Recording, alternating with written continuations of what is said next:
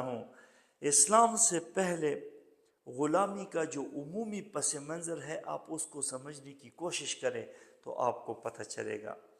اب عرب کو آپ دیکھیں، عربوں میں یہ دستور بہت زیادہ تھا، اور جو دیگر معاشرے ہیں اس میں غلامی کا جو نظام تھا وہ انتہائی مضبوطی پر قائم تھا۔ آپ یونان کو دیکھیں، روم کو دیکھیں، ہندوستان میں مختلف تہذیبوں کو اٹھا کر دیکھیں، تاریخ کا مطالعہ کریں تو غلامی آپ کو ایک عام سی روایت نظر آئے گی۔ یہ ایک عام دستور تھا جو معاشرے میں پھیلا ہوا تھا۔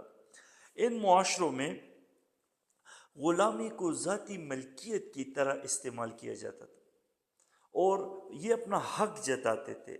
ان کے ساتھ ایسا برا سلوک کیا جاتا تھا جو تاریخ کے ایک سیاہ باب ہے۔ اب